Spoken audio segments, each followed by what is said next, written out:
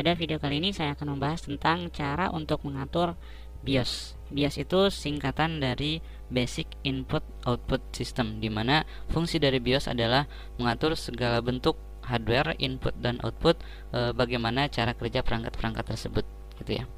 Nah, hal yang harus dilakukan untuk dapat melakukan setting BIOS adalah yang pertama, nyalakan dulu komputer. Kemudian setelah dinyalakan komputer, langsung kita tekan tombol delete atau F1 atau F2. Ini tergantung dari komputer masing-masing, karena biasanya pada saat komputer dinyalakan itu akan memunculkan pemberitahuan kepada kita bahwa untuk masuk ke settingan BIOS atau istilahnya setup itu silakan tekan tombol apa gitu, tergantung dari komputernya. Kadang yang muncul delete atau F1 atau F2. Biasanya pesannya muncul press, misalnya kalau dilihat ya, press del to enter setup atau press F1 to enter setup, press F2 to enter setup, dan seterusnya. Jadi kita tekan tombol sesuai dengan yang muncul pada komputer. Kemudian tunggu sampai halaman BIOSnya muncul. Setelah halaman BIOSnya muncul, baru lakukanlah setting sesuai dengan yang dibutuhkan. Lalu setelah itu simpan hasil settingan. Nah, biasanya untuk menyimpan hasil settingan itu kita tekan tombol F10. Setelah itu komputer akan melakukan restart. Gitu ya. Itu tahapan untuk untuk melakukan setting BIOS. Berikutnya, hal yang paling umum di setting pada BIOS adalah yang pertama, pengaturan tanggal dan waktu. Jadi tanggal dan waktu yang muncul di komputer itu kita setting awalnya di BIOS. Jadi tanggal berapa, waktunya jam berapa. Untuk format tanggal biasanya diawali oleh bulan. Jadi bukan tanggal, bulan, tahun, tapi bulan, tanggal, kemudian tahun. Kemudian berikutnya adalah pengaturan urutan media booting. Media booting itu adalah pada saat komputer dinyalakan, jadi komputer mau mengakses, akan diarahkan untuk mengakses apakah hard disk ataukah DVD ROM ataukah flash disk gitu ya. Ini namanya media booting. Untuk pengaturan media booting, pada saat kita mau melakukan install sistem operasi, entah itu Windows atau Linux, biasanya kalau media instalasinya berbentuk CD atau DVD, maka media booting diarahkan yang pertama ke DVD ROM, yang kedua ke hard disk gitu ya. Tapi kalau melakukan instalasi sistem operasinya dari flash disk, maka media booting pertama kita arahkan ke flash disk atau USB drive gitu ya.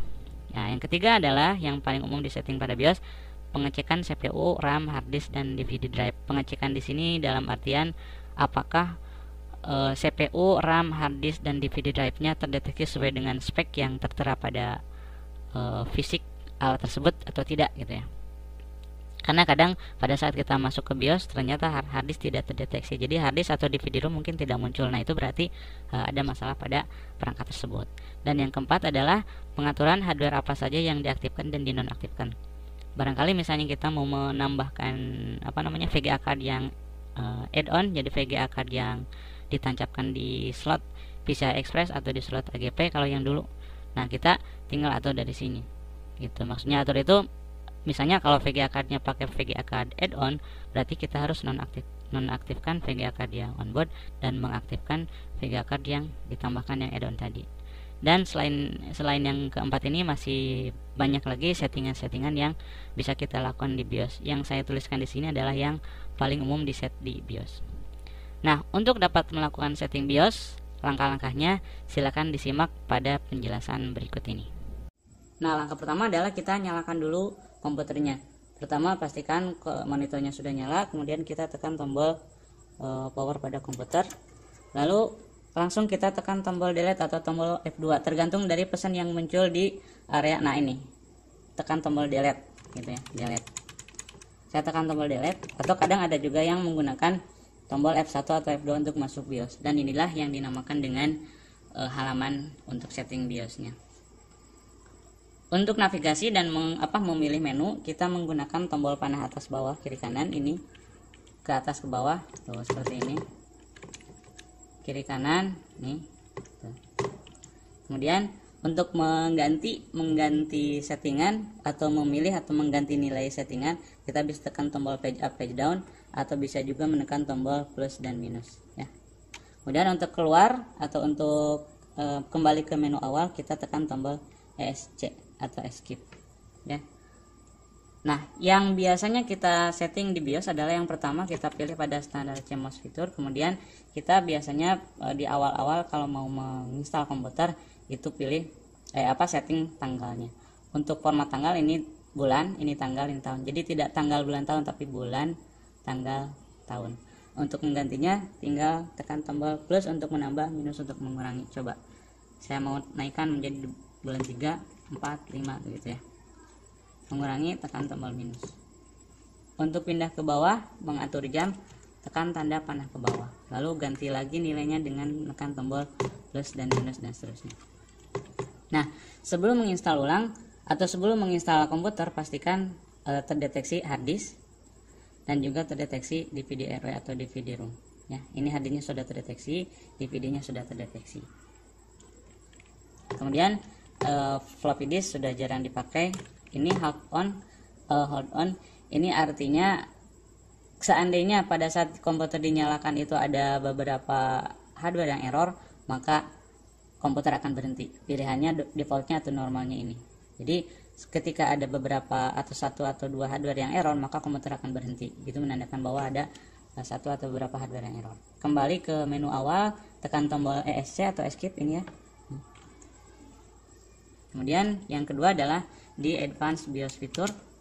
Kemudian pilih ke boot sequence.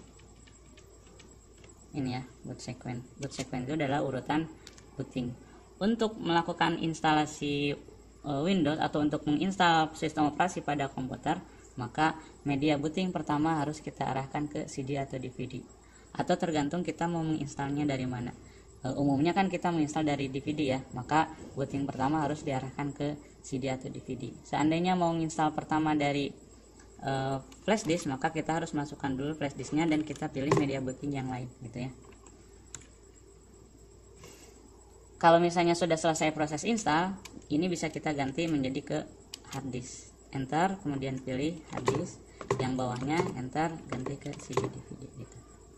Nah, defaultnya atau standarnya ini ya, booting pertama dari CD, booting kedua dari hard disk gitu ya.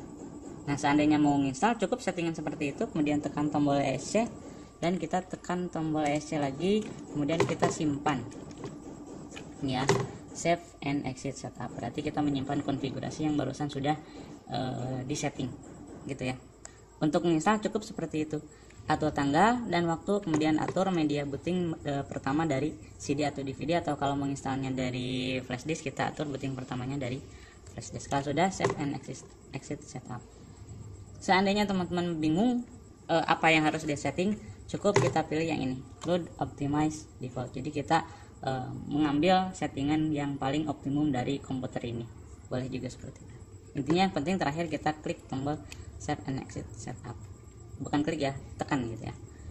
Pilih enter, kemudian nanti ada pertanyaan, jawab oke. Kalau mau cancel, tekan tanda panah ke kanan, enter, cancel. Tapi kalau menyimpan ke sini.